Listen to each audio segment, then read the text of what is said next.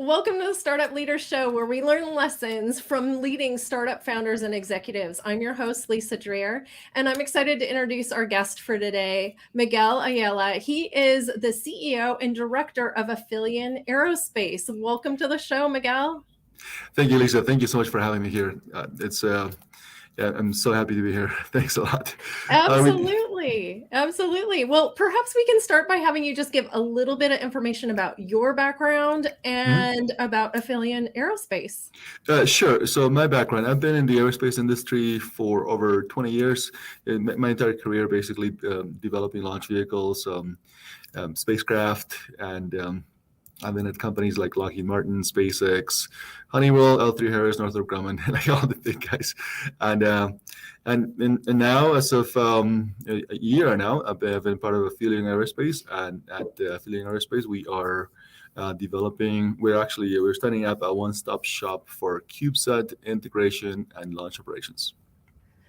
Wow, exciting. And what Thank an you. amazing background you're bringing to the organization. What are some of the biggest trends you're watching right now? The biggest trends? Yeah.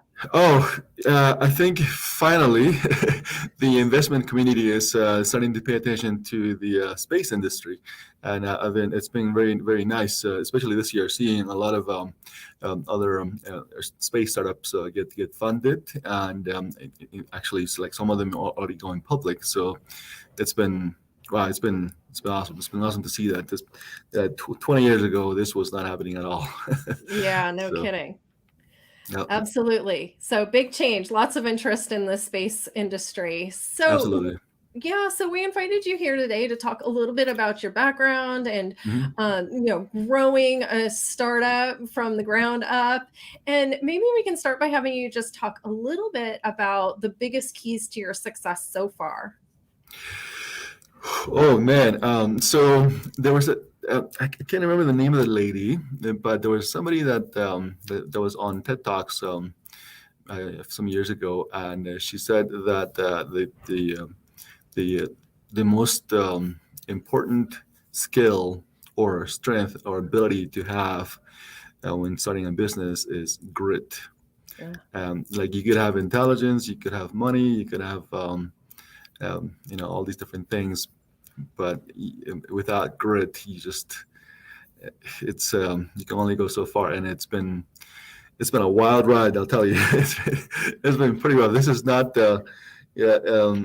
This is not an easy straight path at all. We've been going through ups and downs, and like yesterday, actually last night we like the power went out in the entire area, and just this morning we got our power back, and here we are, back at it, and just you can't take the day off simply because there's no power. So yeah, Yeah. No yeah. kidding. So No kidding. So what else has kind of come up as far as like you having to show that grit?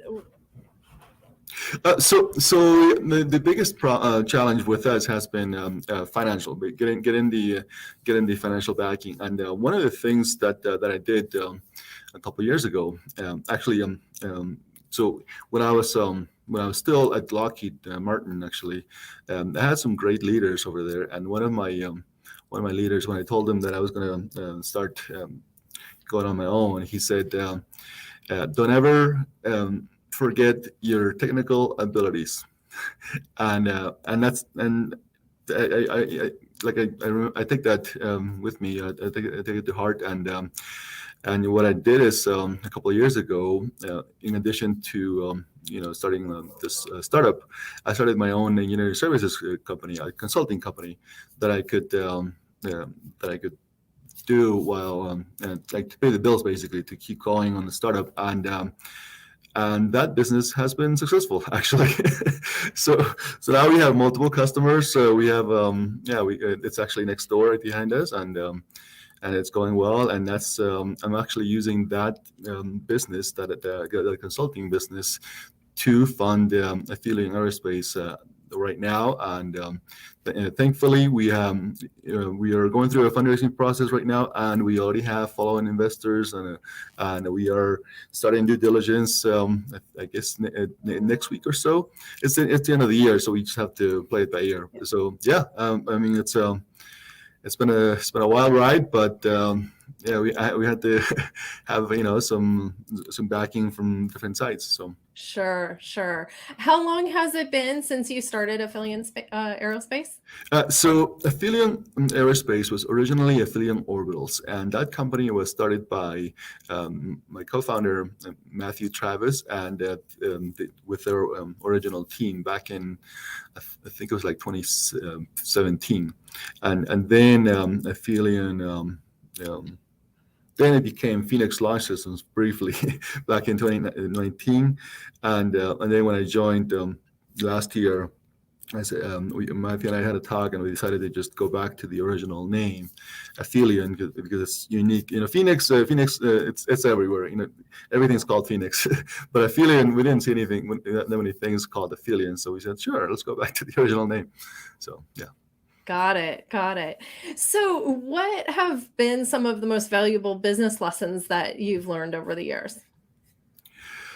Valuable business lessons. Yeah. So let's see. One big one is everything is more expensive than you think, and everything takes longer than you think. So always plan ahead. If you think something's going to take I don't know, an hour, plan for 3 hours. Just to make sure that you're not overcommitting. Same with funds. Always have that extra pile of cash there.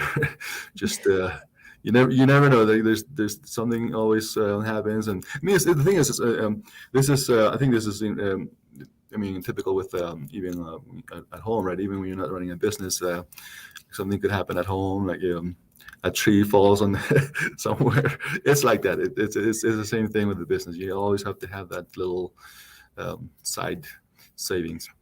Sure. So undercommit, over deliver, and always have that rainy day fund. That's right. Yep, that's it. Mm-hmm. Absolutely. Yeah. Well, so knowing what you know now, is there anything that you would have done different? Let's see. I think that when I was in college, I really should have talked more with my professors. I was like a typical college student, cocky, and just I didn't think I needed to have mentors, and I thought I could do it all myself. And then later I realized, what, I should have had more mentoring, more guidance back then, and now, like that goes for my early years too in my career. I really should have had more mentors, and then later in my career, after like 5-10 years or so, I realized, what, I need to have some mentors, and now it's funny. My friends are like 20 years older than me, and these are like retired executives and people that are that have done what I've done, and they are always open to providing. They love to talk, let's say, and I listen. So That's great. That's mhm. great. That's really valuable. How did you have those people in your network just from having your past career, or how did you find those mentors?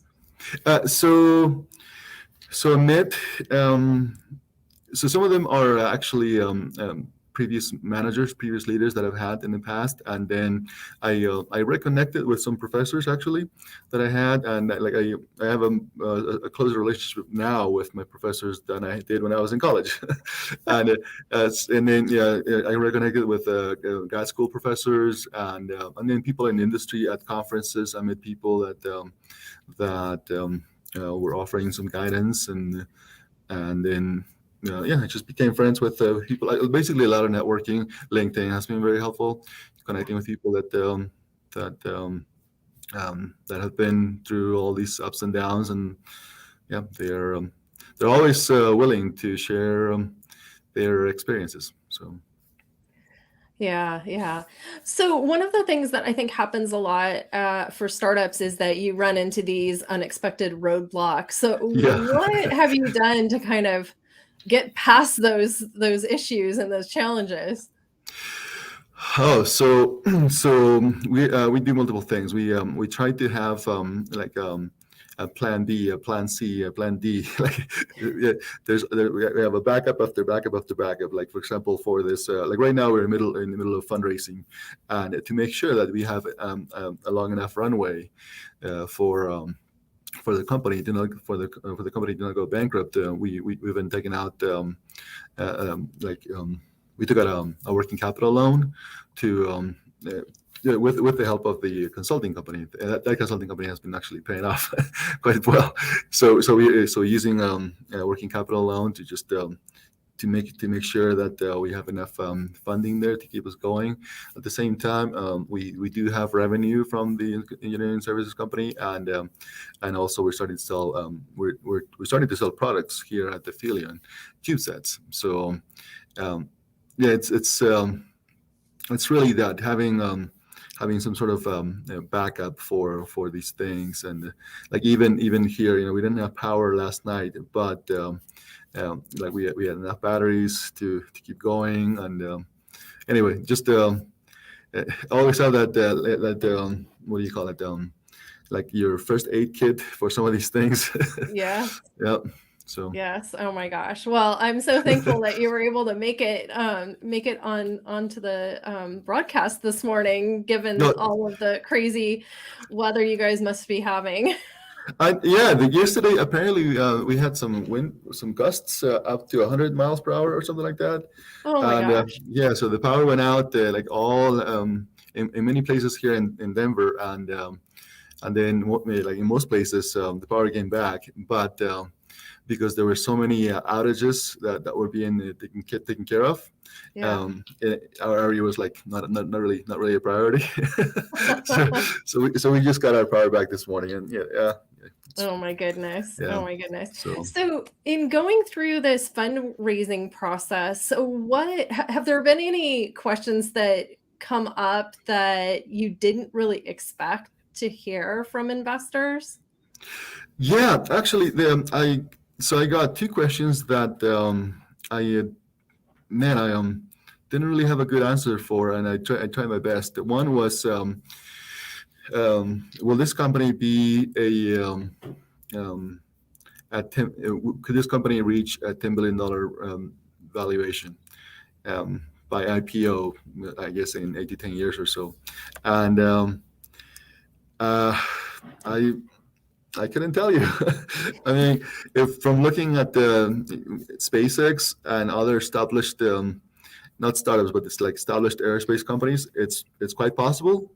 But a lot of those companies, they've been around for a long time, and when it comes to space startups, not that long. And in the aerospace industry, there are a bunch of small companies, but startups that got big, there aren't that many.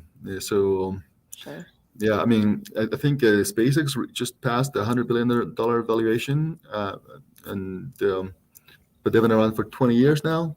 Yeah.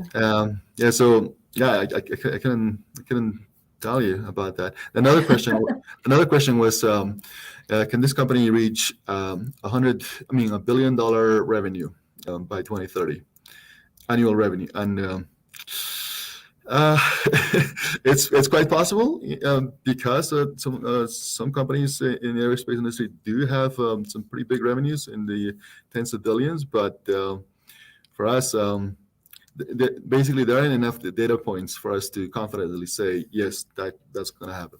Sure. So, Have you found that, working with investors, maybe some of them don't have experience in aerospace and therefore maybe they're not accustomed to timelines? I mean, space timelines yeah, can be a lot longer. Yeah, so that's actually been the biggest challenge. I've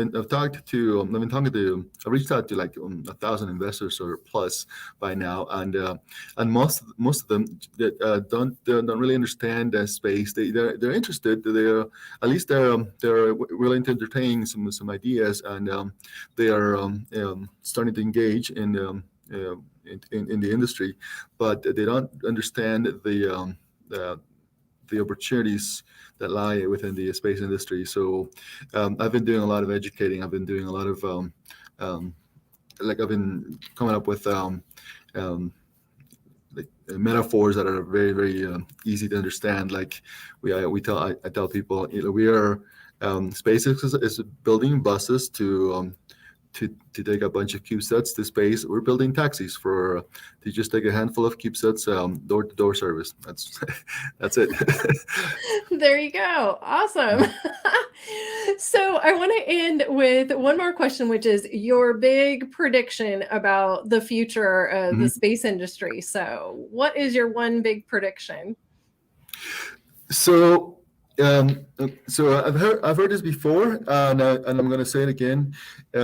People have been saying that I think 2020 or 2021, like one of these years in the space industry, is akin to 1995 when the internet started exploding, and I agree with that. I think that right now we are right at the beginning of this massive growth in the space industry, and I think one of the things that we have to think about is a lot of those first movers in the .com era, like Netscape and AOL.